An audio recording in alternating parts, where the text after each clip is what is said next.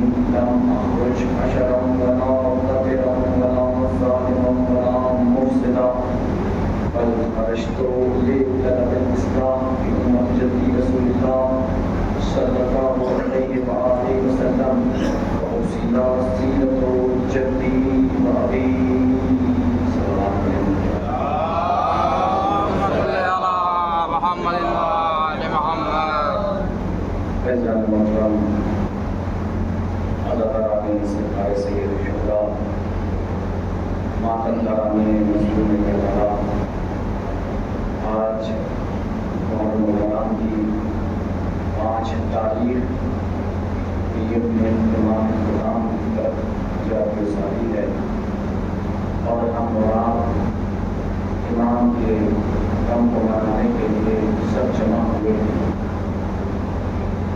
اور کوشش کر رہے ہیں کہ جو ہماری ذمہ داری ہے وظائف ہے وہ ہم سے ادا ہو جائے. میں گزارش کروں گا اگر مائک کی آواز کوئی سیٹ ہو جائے تو بہتر ہوگا. صلوات پڑھیں گے جا رہے ہیں.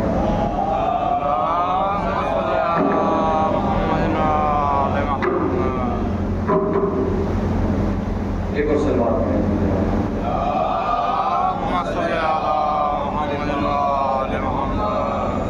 ہم امام کے قول کو دیکھیں اور مسلسل اس قول کی تلاوت کرنے کا شرف حاصل کر رہا ہوں اور آپ مسلسل امام کے قول کو سماعت کر رہے ہیں جس میں امام علی مقام فرما رہے ہیں کہ میرا ادب کربلا کیا ہے, میرا مدینے کو چھوڑنے کا مقصد کیا ہے,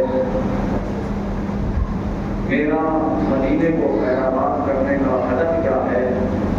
اور یہ ہر جوان کو یاد رکھنا چاہیے کیونکہ جب جوان یہ سمجھے گا کہ امام نے کربلا کو کیوں چھوڑا تو وہ معرفت کے ساتھ امام کی عزاداری کو قائم کرے گا. چونکہ ہر چیز کی قیمت اس کو سمجھنے کے بعد انسان ادا کر سکتا ہے. اگر میں کوئی بات کہوں تو اس کی قیمت کچھ اور ہوگی. اگر کوئی ایک بڑا عالم کوئی بات کہے تو اس کو لوگ اسی وزن کے ساتھ دیں گے. اگر کوئی بات مجتہد کہے تو اس کا وزن اور ہوگا. اگر وہی بات نبی کہے تو اس کا وزن وہ ہوگا جو اس کا منصب ہے, جو اس کا عہدہ ہے. اگر کوئی بات امام کہے تو اس کا وزن اور ہوگا. کیوں؟ کیونکہ کبھی کبھی ایسا ہوتا ہے کہ انسان شخصیت کو دیکھ کر کے اس کے قول کا اندازہ لگاتا ہے, لیکن ہمیں عقلاء کی طرف سے یہ ہدایات ملی ہے کہ انسان یہ دیکھے کہ کیا کہہ رہا ہے, یہ نہ دیکھے کہ کون کہہ رہا ہے.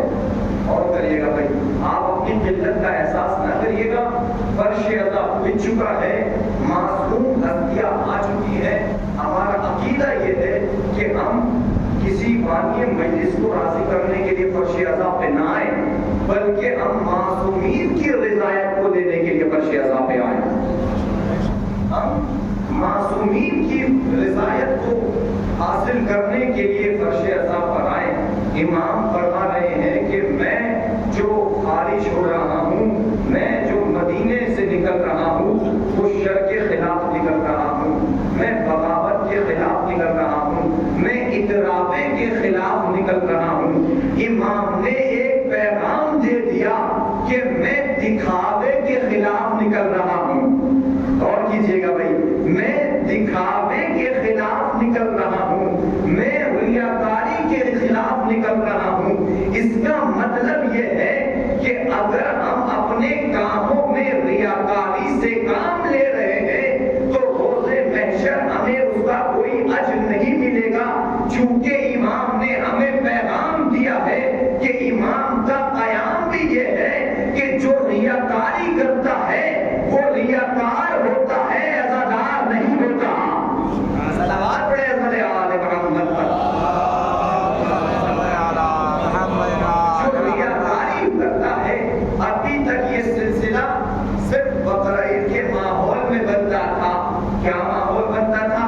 آپ کے سامنے کی چیز بیان کر رہا ہوں، تمہیداً سنیے گا حضرات، کیونکہ اگر مجلسوں سے مقاصد بیان کرنا چھوڑ دیے جائیں تو قسم خدا کی مجلس کا ادب فوت ہو جائے گا۔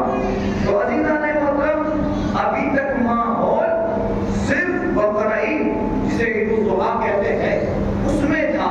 کیا تھا کہ بھائی ہم بڑا جانور لائیں گے، ہم بڑا دمبا لائیں گے، ہم اتنے ہزار والا دمبا لائیں گے، ہم اتنے لاکھ والا جانور لائیں گے اور اسے ایک ہفتے تک محلے میں گھمائیں گے اور 4 آدمیوں سے کہیں گے ہم میاں میں 1 لاکھ کا دمبا لایا ہوں۔ اور کیجئے گا بھائی، میں 1 لاکھ کا دمبا لایا ہوں، میں 70,000 کا دمبا لایا ہوں۔ اب عزیزان محترم، وہ 70,000 کا دمبا لایا تھا کس لیے؟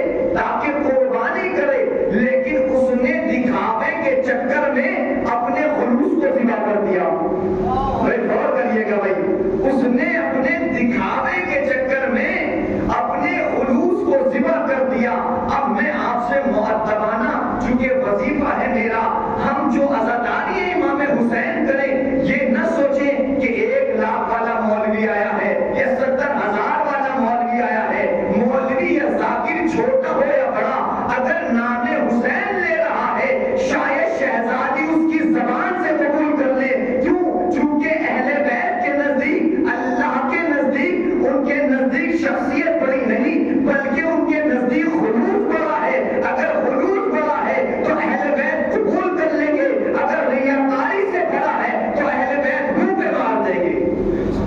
صلوات پڑھے حضرت آل محمد پر۔ یہی تو کہا امام نے، میں بطر دکھاوا ریاکاری کے خلاف نکل رہا ہوں۔ اگر ہماری عزاداری میں یہ ہونے لگا، یہ میری مجلس، یہ اس کی مجلس، یہ اس کا امام بارہ، یہ میرا امام بارہ، قسم خدا کی میں اپنے آپ سے بات کہہ رہا ہوں اگر آپ کو کڑوی لگ رہی ہے، لیکن پیغام دینا چاہیے۔ کیوں؟ اس لیے یہ ضروری ہے، مقصد حسین بھی یہ ہے۔ اور دوسری گزارش یہ ہے کہ صرف اہل بیت کے پیغام کو مجالس تک محدود نہ کیجیے، کیونکہ شہادت حسین کے بعد امام نے سجاد نے مکتب قائم کیا۔ اور کیجئے گا بھائی، امام سجاد نے مکتب قائم کیا اور لوگوں کو ایسا نہیں، امام نے ذاکر بھی تیار کیے، امام نے مدرس بھی تیار کیے۔ ایک وقت میں 4,000 طالب علم کا معلم کون تھا؟ جو امام کے پاس جابر ابن حیان اور چھٹے امام کے پاس، 5ویں امام کے پاس ایسے شاگرد بنے ہیں۔ تو ضروری ہے کہ ہمیں مقصد حسین کو اگر باقی رکھنا ہے تو اپنی آنے والی نسلوں کو قرآن اور تعلیم اہل بیت سے ہمیں آراستہ و پیراستہ کرنا پڑے گا، تاکہ ہمارا یعنی مولا کا چاہنے والا جب علی کا شیعہ جب 4 آدمیوں میں جائے تو یہ نہ ہو کہ اس نے قرآن نہیں پڑھا، اس کو اردو نہیں آتی، اس کو عربی نہیں آتی، بلکہ اہل بیت کے چاہنے والے کو ایسا ہونا چاہیے۔ امام سجاد، امام زین العابدین علیہ السلام فرماتے ہیں کیا کونوا لنا زینا ولا تکونوا علینا شینا۔ امام فرماتے ہیں ہمارے لیے باعث عزت بنو، ہمارے لیے باعث عزت بنو، باعث ذلت نہ بنو۔ یہ کہنا کمال نہیں ہے کہ ہم علی کے شیعہ ہیں، ہم علی کے چاہنے والے ہیں، ہم علی کے ماننے والے ہیں۔ کمال یہ ہے کہ آپ کا مولا کہے یہ میرا چاہنے والا ہے۔ اور کیجئے گا بھائی، کمال یہ ہے کہ آپ کا مولا کہے کہ یہ میرا چاہنے والا ہے، یہ میرا غلام ہے۔ اگر آپ 4 آدمیوں میں جائیں، اگر آپ 4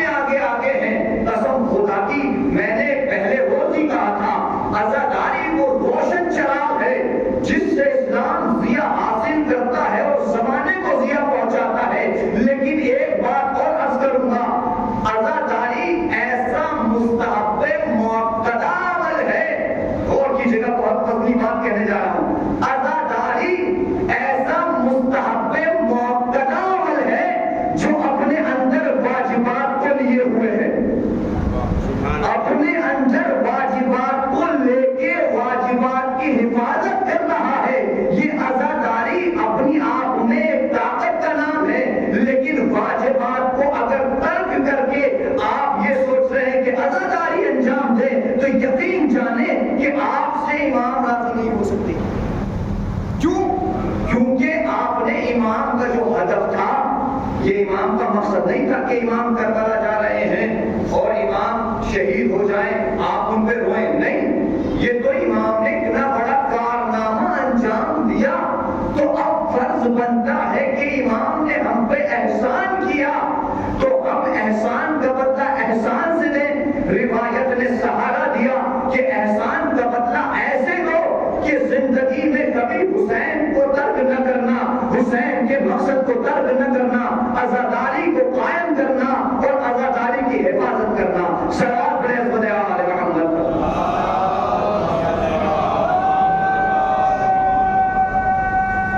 ماشاء اللہ، مولا سلامت رکھے.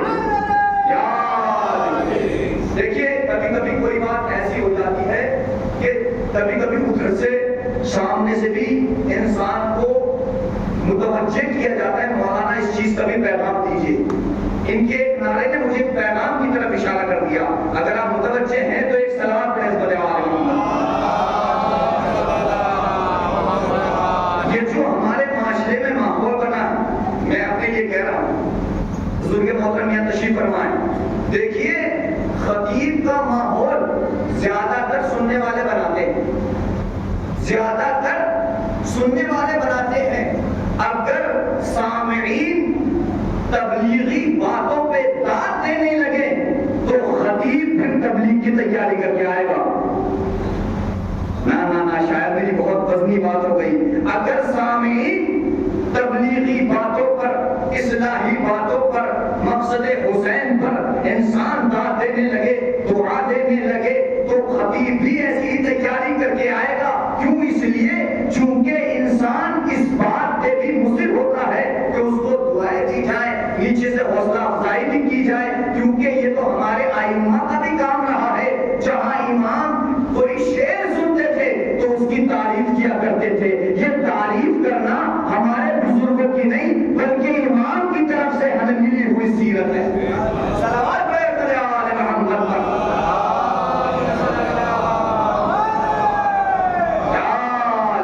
انسان یہ نہ سوچے کہ اگر ہاتھ اٹھا رہا ہے تو اس کا کوئی اثر نہیں ہے. اگر انسان واہ کہہ رہا ہے، سبحان اللہ کہنے کا اتنا اجر ہے، لیکن معرفت کے ساتھ یہ نہ سوچے کہ جناب بانیے مجلس خوش ہو جائیں گے. میں نے عرض کیا صرف اللہ کی رضایت کے لیے، چونکہ ہمارے نزدیک اہل بیت کے نزدیک بڑا فرق ہے. میں یہ سوچوں گا، میں یہ سوچ کے پڑھوں گا کہ آپ راضی ہو جائیں، وہ کافی نہیں ہوگا. لیکن ہاں میں یہ سوچ کے پڑھوں کہ اہل بیت بھی راضی ہو اور آپ کی دعا بھی مل جائے تو یہ میرے لیے کامیابی کی دلیل ہوگی. ہر بندہ یہ سوچتا ہے کہ اللہ راضی ہو جائے. ہر نبی نے کام کیے تاکہ اللہ راضی ہو جائے. آدم آئے دنیا میں تبلیغ کی، مقصد کیا تھا؟ اللہ راضی ہو جائے. نوح آئے دنیا میں تبلیغ کی تاکہ اللہ راضی ہو جائے. الیاس آئے، الیاس نے تبلیغ کی تاکہ اللہ راضی ہو جائے. یوشع آئے، یوشع نے تبلیغ کی تاکہ اللہ راضی ہو جائے. یوسف آئے، یوسف نے تبلیغ کی تاکہ اللہ راضی ہو جائے. یونس آئے، یونس نے تبلیغ کی تاکہ اللہ راضی ہو جائے. ابراہیم آئے، ابراہیم نے تبلیغ کی تاکہ اللہ راضی ہو جائے. اسماعیل آئے، اسماعیل نے تبلیغ کی تاکہ اللہ راضی ہو جائے. شیش آئے، شیش نے تبلیغ کی تاکہ اللہ راضی ہو جائے. ہر اولیاء آیا، اولیاء آتے رہے، ہر کسی کا مقصد یہ تھا اللہ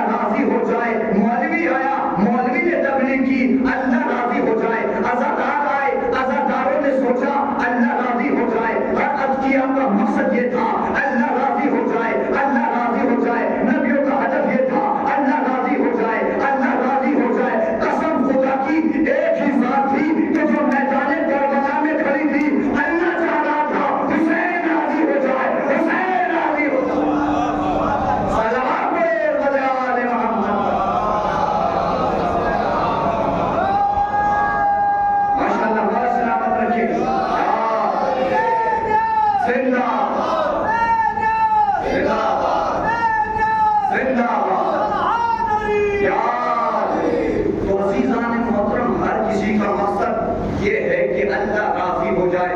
دیکھیے اسلام کے بہت سارے احسانات ہیں اور اسلام پر بھی کسی نے احسان کیا ہے، اسلام پر بھی کسی نے احسان کیا ہے۔ اسلام کو 3 حصوں میں تقسیم کیا جائے تو بے جانا ہوگا۔ اسلام کو لانے والا، اسلام کو بچانے والا، اسلام کو پھیلانے والا۔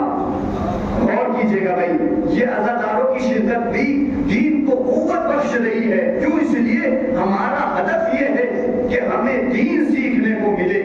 آپ جانتے ہیں اور روایت میں پیغمبر اکرم حضرت محمد مصطفیٰ صلی اللہ علیہ وآلہ وسلم،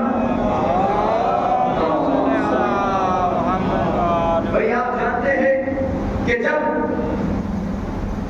ایک قبرستان سے گزر رہے تھے، دیکھیں دین سیکھنے کی عظمت کیا ہے، علم دین سیکھنے کے فضائل کیا ہیں۔ پیغمبر ایک قبرستان سے گزر رہے تھے، جب وہ قبرستان سے گزر رہے تھے تو انہوں نے دیکھا کہ ایک شخص پہ بہت زیادہ عذاب نازل ہو رہا۔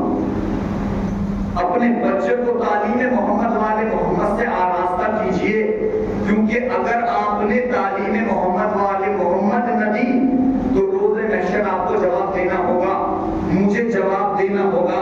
اگر میں معلم ہوں، اگر میں مدرس بن کے آیا ہوں، اگر میں ذاکر بن کے آیا ہوں، تو میری ذمہ داری یہ ہے کہ میں سامعین کو بتاؤں۔ جب پیغمبر گزر رہے تھے تو ایک شخص پہ بہت زیادہ عذاب نازل ہو رہا تھا۔ پیغمبر نے کہا ذرا بچ کے نکلو۔ اب عزیزان محترم، جب وہ کام انجام دینے کے بعد واپس آئے تو پیغمبر نے کہا ادھر سے ہی گزرو۔ اصحاب نے پوچھا یا رسول اللہ کیا بات ہے، ابھی تو آپ یہ کہہ رہے تھے کہ یہاں سے بچ کے گزرو، لیکن کیا بات ہے آپ یہ کہہ رہے ہیں کہ آپ ادھر سے ہی گزرو؟ تو پیغمبر نے فرمایا کہ جب ہم ادھر سے گزر رہے تھے تو فلاں شخص پہ عذاب نازل ہو رہا تھا، لیکن یا رسول اللہ پھر اب آتے ہو اتنی دیر میں کون سا اس نے کام کر لیا کہ جس کی وجہ سے اس کا عذاب ٹل گیا؟ کہا کہ کل اس کا بچہ مکتب میں گیا تھا اور اس نے بسم اللہ الرحمن الرحیم پڑھا اور آج اللہ نے اس کی قبر سے عذاب کو ہٹا دیا۔ یہ ہے دین کا وزن، یہ ہے دین کا وزن۔ جب بسم اللہ الرحمن الرحیم کا اتنا زیادہ وزن کہ اس کی قبر سے عذاب ہٹا دیا گیا، سوچو کہ جو اپنے بچوں کو تعلیم آل محمد سے آراستہ کرتے ہیں تو ان کی عظمت کیا ہوگی، ان کی فضیلت کیا ہوگی۔ تو عزیزان محترم، آپ سے یہی عرض کروں گا، معصومین کی زبان میں کچھ چیزیں ثواب جاریہ کی حیثیت رکھتی ہیں۔ بہت ساری چیزیں بیان نہیں کرنے، صرف 1-2 چیزیں بیان کروں گا کہ جس طریقے سے کوئی اگر اذانوں میں یا مسجدوں میں کوئی بھی نل یا ٹیٹو یا کوئی ثابت چیز لگوا رہا ہے تو اس کی طرف سے ثواب جاریہ بن جاتی ہے۔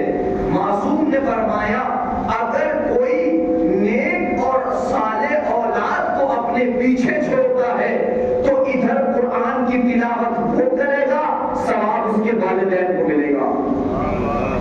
یہ بھی معصوم نے فرمایا یہ ثواب جاریہ بن سکتا ہے اگر اولاد نیک و صالح ہو۔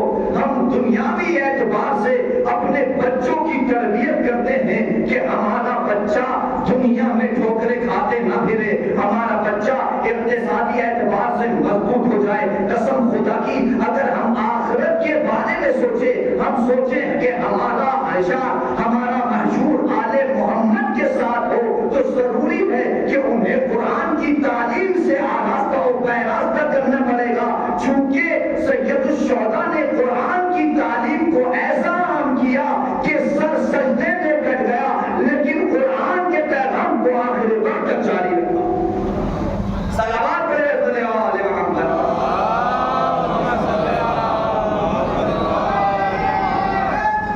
یا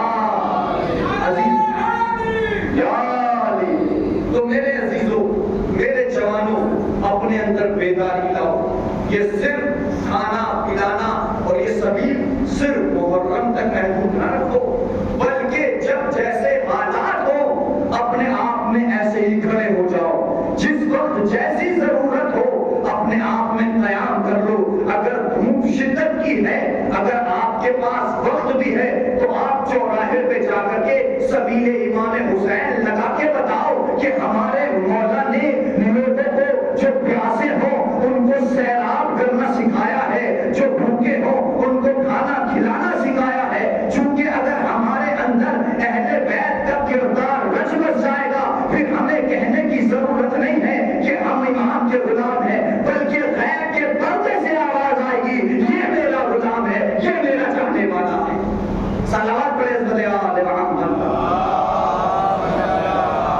لیکن ضروری ہے کہ ہمیں اپنے اندر حسینی استقامت کو بیٹھانا پڑے گا۔ کیوں؟ اس لیے کیونکہ مقصد کربلا ہے کیا؟ یہ ہدف کربلا ہے کیا؟ امام اپنے قول میں سمجھا رہے ہیں، اپنے قول میں بتا رہے ہیں کہ ہمارے سامنے صرف مقصد کربلا ہونا چاہیے، ہدف کربلا ہونا چاہیے، محرم تک نہیں بلکہ 12 مہینے ہمیں اپنے آپ میں ایسا بننا پڑے گا۔ ایک شخص آیت اللہ بہجت کے پاس آیا، کہنے لگا آقا یہ بتائیے کیا ہم امام کو دیکھ سکتے ہیں؟ اور کریے گا بھائی، کیا ہم امام کو دیکھ سکتے ہیں؟ بڑا خوبصورت جواب دیا آیت اللہ بہجت نے۔ آیت اللہ بہجت کے فرماتے ہیں کہ ہاں تم امام کو دیکھ تو سکتے ہو لیکن پہچان نہیں سکتے، کیونکہ کربلا کے میدان میں شبر امام کو دیکھ تو رہا تھا لیکن پہچان نہیں رہا تھا۔ اگر ہمیں امام کو دیکھنے کے ساتھ بھی پہچاننے والا بننا ہے تو اپنے اندر رسمی انداز پیدا کرنا پڑے گا، اپنے ہمیں اندر جناب ابو ذر کا کردار پیدا کرنا ہوگا۔ جیسا کہ مولانا نے بتایا ہمیں مذاق میں بھی جھوٹ نہیں بولنا، ہمیں ہنسی میں بھی جھوٹ نہیں بولنا، ہمیں یہ دیکھنا ہے کہ ہمارا امام کیا اس کام سے راضی ہو جائے گا۔ اگر راضی ہو جائے گا تو ہمیں دنیا کی فکر نہیں کرنی، ہمیں یہ دیکھنا ہے کہ ہمارا امام کس طرح راضی ہوگا۔ جب ہمارا امام اس طرح کی، ہمارا امام اس طرح کے کردار کو دیکھے گا تو پھر ضرورت نہیں بلکہ آپ کو مرنے کے بعد بھی امام ایسی عزت ادا کریں گے ہم اور آپ تصور نہیں کریں گے۔ کیوں؟ اس لیے آپ کے سامنے ایک مثال پیش کر دوں۔ حاج قاسم سلیمانی سامنے ایک غریب سا آدمی تھا لیکن پوری زندگی امام کی رضایت کے لیے کام کرتا رہا، ظالموں نے انہیں دہشت گرد کہا لیکن امام کے لیے کام کرتا رہا، ابراہیم رئیسی امام کے لیے کام کرتے رہے۔ اللہ نے ایسی عزت بخشی کہ جہاں لوگ 1000 جان رہے تھے، 1,00,000 جان رہے تھے، وہاں دشمن بھی کہنے لگا حاج قاسم سلیمانی صرف زندہ ہی خطرناک نہیں بلکہ مرنے کے بعد بھی خطرناک ہو گیا۔ یہ ہے کردار امام حسین اپنے اندر بٹھا لینا۔ اگر ہم اپنے اندر کردار امام حسین کو بٹھا لیں گے تو یقین جانیں کہ ہمارے یہ مقاصد، یہ ہمارا مقصد ہے، یہ ہمارے امام کا مقصد ہے۔ یہاں سے زرارہ جیسے شاگرد تیار ہونے چاہیے، ہم آپس میں اختلاف کو ایسے ختم کریں۔ اگر ہمیں اپنی قوم کو بدلیل لوگوں کے سامنے لانا ہے تو ہمیں ایران کی طرح کام کرنا پڑے گا۔ ایران صرف دعوے پیش نہیں کرتا، ایران کی عوام دعوے پیش نہیں کرتی بلکہ دعووں پہ دلیل بھی دیتی ہے۔ وہ جان کی فکر نہیں کرتے، وہ مال کی فکر نہیں کرتے بلکہ اپنے اندر حسینی استقامت پیدا کر کے۔ آپ بھی سنتے ہیں، کیا سنتے ہیں کہ بھائی 50 سال بعد اس کی قبر کھودی گئی تو جنازہ ایک صحیح نکلا، بالکل صحیح و سالم۔ قسم خدا کی اگر ہم اور آپ چاہیں تو سب کا ہو سکتا ہے، لیکن ہمیں یہ سوچنا ہے کہ فلاں صاحب کی رضایت کے لیے نہیں کرنا، ہمیں اپنے امام کی رضایت کے لیے کرنا ہے۔ بھائی ہمارے سادات کرام میں کیسے کیسے عامل ہوا کرتے تھے، کیوں ہوا کرتے تھے؟ کیوں؟ اس لیے چونکہ ان کے اندر کردار حسینی تھا، کیونکہ ان کے اندر اخلاق حسینی تھا۔ جب اخلاق حسینی انسان کی وجود میں کروٹ لیتا ہے تو پھر وہ زمانے سے ڈرتا نہیں ہے، پھر وہ زمانے سے گھبراتا نہیں ہے۔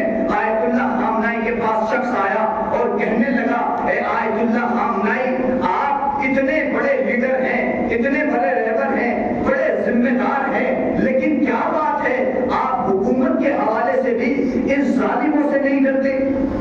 آپ حکومت کے حوالے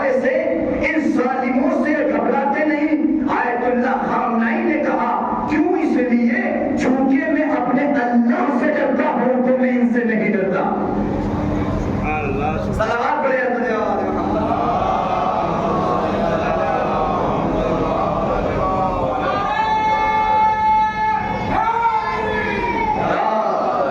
چونکہ میں اپنے اللہ سے ڈرتا ہوں تو مجھے ان سے ڈرنے کی ضرورت نہیں ہے۔ جب انسان کے اندر یہ فکر آ جاتی ہے تو پھر انسان کے اندر وہ اخلاق حسینی دیکھنے کو ملتا ہے۔ کوئی کربلا جانے کے بعد کربلا ہی نہیں ہوتا کہ کربلا چلے گئے لیکن نماز چھوڑ رہے ہیں، کربلا چلے گئے لیکن بد اخلاقی ہیں، کربلا چلے گئے بڑوں کا احترام نہیں کرتے، کربلا چلے گئے بچوں پہ رحم نہیں کرتے، کربلا چلے گئے پڑوسیوں کے غاصب ہیں، کربلا چلے گئے بھائی کا ہاتھ مار لیا، کربلا چلے گئے اپنے چچا کی بے حرمتی کر دی، کربلا چلے گئے اپنے بچوں کا حق غصب کر لیا، کربلا چلے گئے ہم نے فلاں کو سزا دے دی۔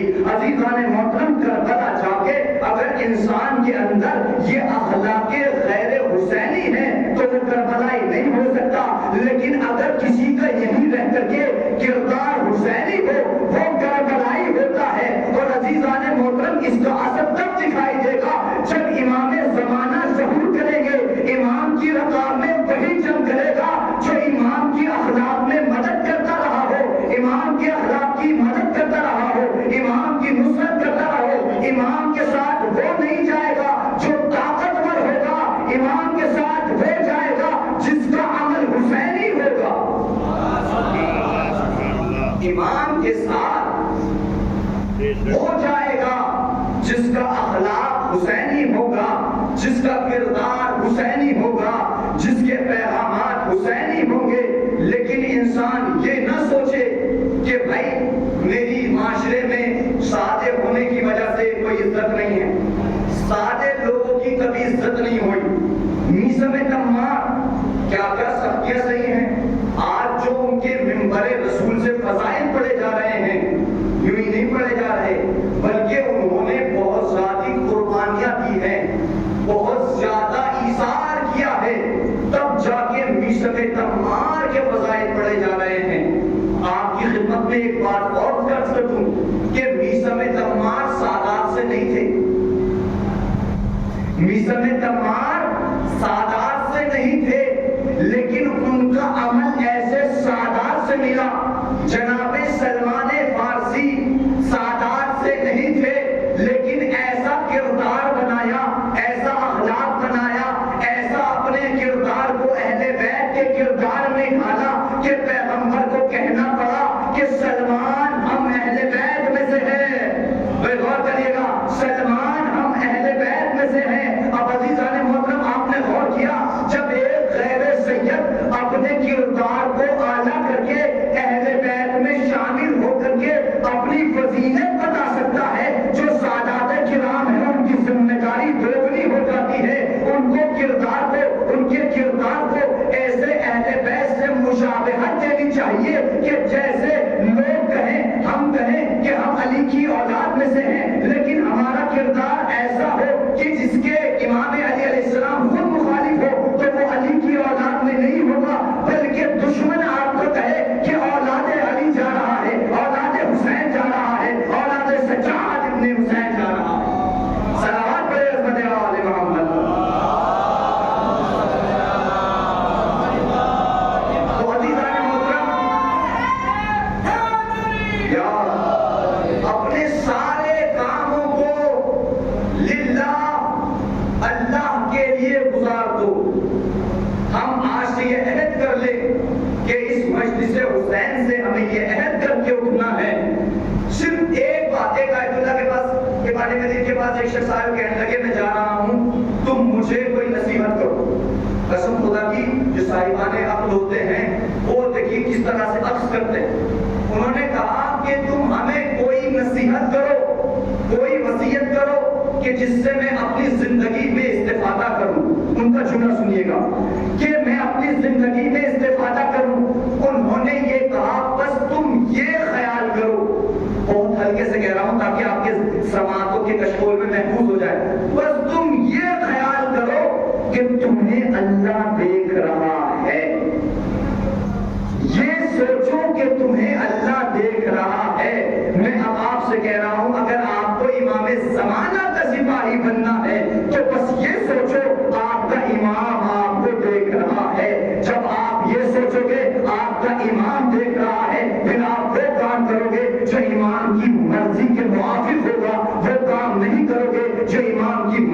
مخالف ہوگا. ہم ایسے کام کریں گے جس سے ہمارا امام راضی ہوگا. اگر اہل بیت علیہ السلام کے غم میں رونے کا ثواب ہے تو ہم امام پہ زیادہ سے زیادہ روئیں گے. ہم ان کے کردار کو سامنے رکھیں اور اہل بیت اطہار علیہ السلام پر مکمل طور پہ آمادہ ہو جائیں کہ ہمیں اپنے کردار کو، ہمیں اپنے اخلاق کو اہل بیت سے قریب کرنا ہے. میں پوری ذمہ داری کے ساتھ کہہ رہا ہوں، پوری ذمہ داری کے ساتھ کہہ رہا ہوں، اگر ہم اپنے مزاج کو حسینی مزاج بنائیں گے، زمانہ آپ کو ذلیل نہیں کر سکتا، زمانہ آپ کو نیچا نہیں دکھا سکتا. چونکہ اہل بیت کا کردار اپنانا انسان کو باذلت نہیں باعزت بناتا ہے. اور کریے گا بھائی، اہل بیت کا کردار اپنے اندر رچا بسا لینا انسان کو عزت دار بناتا ہے، ذلیل و رسوا نہیں کرتا.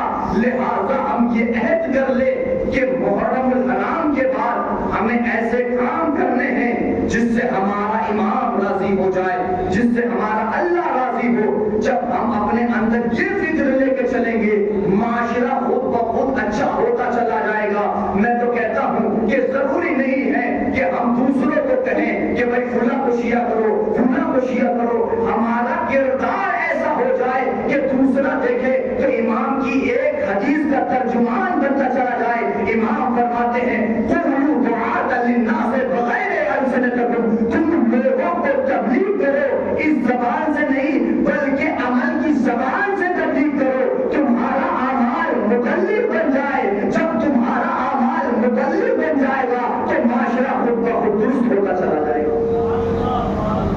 معاشرہ خود بخود درست ہوتا چلا جائے گا. ضروری ہے کہ ہم اپنے آپ میں ایسے کام انجام دیں کہ جس سے ہمارا امام راضی ہو جائے، جس سے ہمارا امام خوشحال ہو جائے. ایک صلوات پڑھے حضرت آل محمد پر.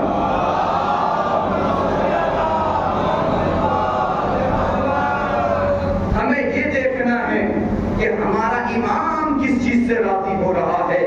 چونکہ امام نے کربلا کے صحرا میں کسی دنیاوی اور کسی سردار کے لیے قربانی نہیں دی، بلکہ مقصد ہی یہ تھا کہ اللہ راضی ہو جائے. جو ذاکرین ہیں، جو پڑھنے والے، مرثیہ خان ہیں، سود و سلام پڑھنے والے ہیں، سب کی اپنی جگہ اپنی عظمت ہے. لیکن ہر کسی کے لیے میں اپنے آپ کو پہلے کہہ رہا ہوں، وہ یہ سوچیں کہ اس سے شہزادی زہرا کو خوش کرنا ہے. دیبل کو باقاعدہ امام علی رضا علیہ السلام نے تاکید کی ہے، دیبل تم ہم اہل بیت اطہار کے ناصر بنو، جب تک زندہ رہو ہماری نصرت کرو اپنی ذاکری کے ذریعے، اپنی شیر خانی کے ذریعے سے. تو لہذا ہمیں سب کچھ اللہ، اہل بیت، رسول اللہ کی رضایت کے لیے انجام دینا ہے. اور کربلا کے میدان میں اسی رضایت کو حاصل کرنے کے لیے اپنا بھرا گھر لٹا دیا کہ اہل بیت جو اپنا گھر لٹانے آئے تھے مقصد صرف یہی تھا کہ اللہ راضی ہو جائے. اور میں نے آپ سے عرض کیا کہ اللہ ایسے راضی ہوا کہ آیت نازل ہوئی، یا ایتھا النفس المطمئنہ ارجعی الی ربک راضیۃ مرضیہ. میں ہمیشہ ایک بات عرض کرتا ہوں، جو معصوم ہستیاں آتی ہیں وہ عزاداروں سے آنسو لینے کے لیے آتی ہیں. آپ مسلسل امام حسین کی عزاداری میں گریہ گناہ ہے. اس عزاداری میں جب گریہ کریں، جب آنسو نکلیں تو اپنی نیک حاجات کو مانگا کرو. چونکہ یہ ایسا وسیلہ ہے کہ اہل بیت علیہ السلام اس کو اللہ تک پہنچاتے ہیں کہ اے میرے پاک پروردگار، یہ میرے حسین پہ رویا ہے، اس کی دعا قبول کر لے. یہ میرے لال پہ رویا ہے، اس کی دعا قبول کر لے. عزادارو، آج 5 محرم الحرام ہے اور آپ مسلسل آل محمد زہرا کے لال ان پہ قرصہ دے رہے ہیں، ان پہ گریہ کر رہے ہیں۔ عزادارو خدا آپ کو کوئی غم نہ دے سوائے مظلوم کربلا کے۔ اللہ آپ کو کسی بھی کم ضرب کا محتاج نہ کرے، صرف اپنا محتاج کرے۔ ہاں عزادارو، آج 5 محرم الحرام ہے اور آج جو مسائل مجھے پڑھنے ہیں وہ مسلم ابن عقیل کے بچوں کے پڑھنے ہیں، کیونکہ مجھے کہا گیا مولانا ہماری امام بارگاہ علی ان کے مسائل نہیں ہوئے، لہٰذا ان کے مسائل پڑھو۔ کون ہے مسلم ابن عقیل؟ میں 2-4 مسائل کے جملے جناب مسلم کے بھی پڑھوں گا، چونکہ مسلم ابن عقیل وہ مقدمہ کربلا ہے، وہ کربلا کا مقدمہ ہے کہ جس کو بھوکا پیاسا شہید کر دیا گیا، جس کو کوفے میں بھوکا پیاسا شہید کر دیا گیا۔ یہ کربلا والوں سے مشابہت تھی کہ جیسے کربلا والے بھوکے پیاسے شہید ہوئے ہیں، ویسے مسلم بھی بھوکے پیاسے شہید ہوئے ہیں۔ عزادارو، جب کوفے میں جناب مسلم ابن عقیل جاتے ہیں تو 18,000 اور زیادہ تعداد 40,000 لوگوں نے آپ کی بیعت کی، لیکن جب امام جناب مسلم نے مغرب کی نماز پڑھائی اور مغرب کے بعد عشاء کی نماز پڑھائی تو جناب مسلم ابن عقیل اکیلے تھے اور ان کے بچے بھی گم کردے راہ ہو گئے۔ جزاکم اللہ، جزاکم اللہ۔ خدا آپ کو کوئی غم نہ دے سوائے غم سید الشہداء کے۔ آپ کی آواز گریہ جب بلند ہوتی ہے، عزادارو کوئی آئے نہ آئے لیکن معصوم ہستیاں ضرور آتی ہیں۔ یہ تو قبر میں جانے کے بعد محسوس ہوگا کہ ہم حسین پہ باز بلند روتے تھے، ہم حسین پہ گریہ کرتے تھے، تو جناب زہرا شفاعت کے لیے ضرور آئے گی۔ جزاک اللہ، جزاک اللہ۔ خدا آپ کو کوئی غم نہ دے۔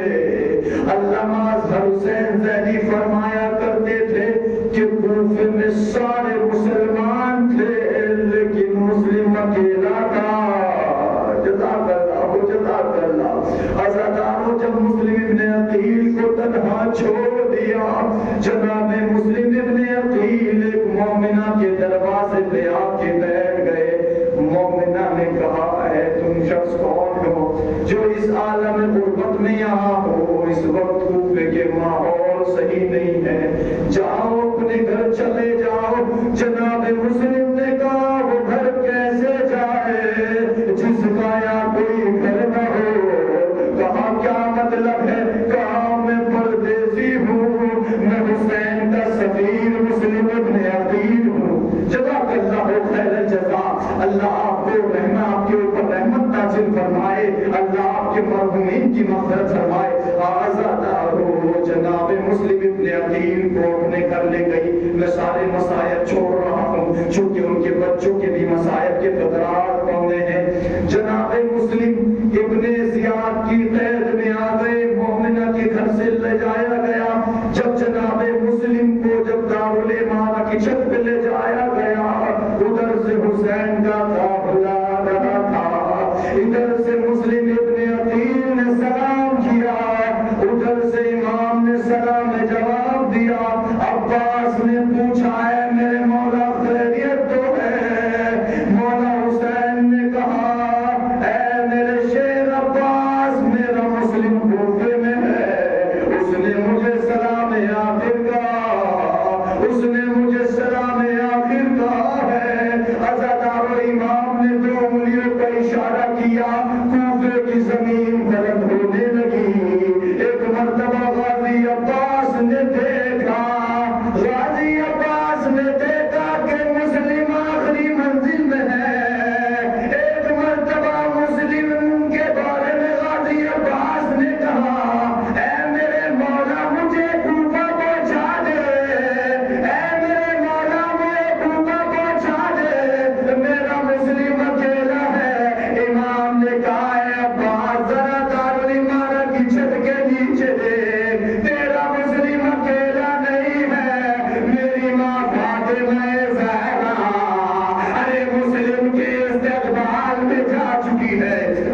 علیکم اللہ، خدا آپ کو کوئی غم نہ دے سوائے غم سید الشہداء کے۔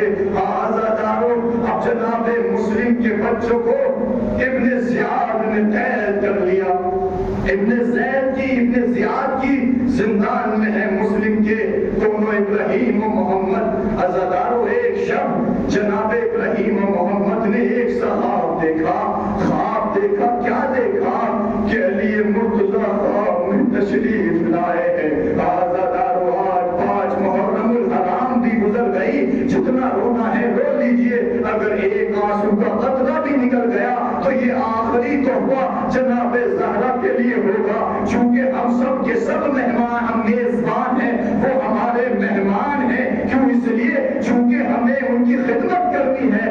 آنسوؤں کے ذریعے سے آزادہ ہو جناب ابراہیم و محمد نے ایک سا خواب دیکھا، بھائی ایک دوسرے سے لپٹ کے رونے لگے،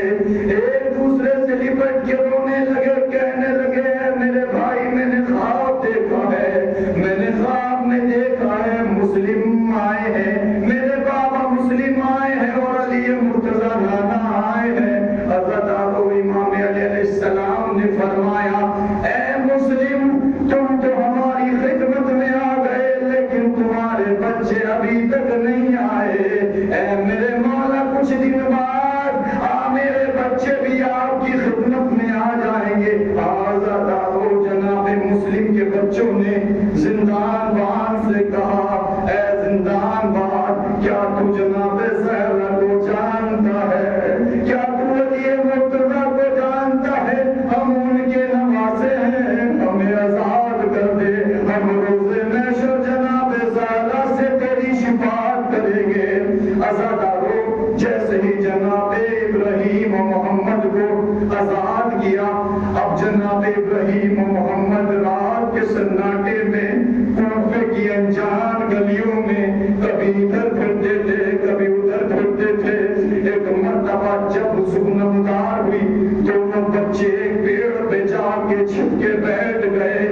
ایک مومنہ آئی، جیسے ہی مومنہ نے دیکھا، مومنہ پانی بھرنے آئی تھی، مومنہ نے دیکھا پانی میں تو چھوٹے چھوٹے بچے نظر آ رہے ہیں۔ مومنہ نے دیکھا کہ جیسے ہی دیکھا وہ بچے ڈر گئے، کہا تم کون ہو؟ کہنے لگے ہم کوئی نہیں ہے، گھبرائے ہوئے تھے، کوفے پہ کسی کو بھروسہ نہیں تھا۔ عزادارو، ایک مرتبہ جناب مومنہ نے کہا کہ میں تمہیں کچھ نقصان نہ پہنچاؤں گی، بتاؤ تو صحیح۔ انہوں نے کہا کہ کیا تم مسلم ابن عقیل کو جانتی ہو؟ کہا ہاں، وہ میرے آقا کے سفیر تھے، ان ظالموں نے انہیں شہید کر دیا۔ ان بچوں نے کہا ہم اسی مسلم غریب کے بچے ہیں۔ آزادارو، جیسے ہی بتایا وہ بچے نیچے آ گئے، مومنہ اپنے گھر لے گئی، بس آخری جملات ہے۔ عزادارو، جیسے ہی مومنہ اپنے گھر لے گئی، رات برات کا کچھ ہی وقت گزرا تھا کہ اس کا شوہر آ گیا۔ حارث نے جن دونوں بچوں کے بالوں کو پکڑا اور بالوں کو پکڑ کے اٹھانے لگا کہ میں تمہیں کتنے دن سے تلاش کر رہا تھا۔ آزادارو، اب ایک مرتبہ دونوں بچوں کو نہر کنارے لے گیا، اب چاہتا یہ ہے کہ انہیں شہید کر دے، دونوں کی گردن اڑا دے۔ ایک مرتبہ بڑا بچہ، بڑا بھائی آگے بڑھا، کیونکہ بڑا بھائی باپ کے برابر ہوتا ہے، تو مجھے قتل کر دے۔ چھوٹے نے کہا میری اماں نے بتایا تھا کہ چھوٹا بھائی بیٹے کے برابر ہوتا ہے، پہلے مجھے قتل کر۔ ایک مرتبہ دونوں بھائیوں نے آپس میں جیسے ہی گلے ملا، ادھر سے ملعون کی تلوار چلی، دونوں بھائیوں کا گلا سرجن سے جدا ہو گیا۔ عزادارو، دونوں بھائیوں کے سر کو اٹھا کے ابن زیاد کی خدمت میں لایا۔ اب ابن زیاد شدید جیسا آدمی جیسے ہی دیکھا، کہنے لگا کہ کیا تجھے ان بچوں کی ماں میں رحم نہ آیا؟ کیا تجھے ان بچوں کی ماں میں رحم نہ آیا؟ عزادارو، ملعون کہتا ہے کہ ان کے منہ پہ پانی ڈالا جائے، ان کے چہرے پہ پانی ڈالا جائے۔ جیسے ہی چہرے پہ پانی ڈالا گیا تو خون جا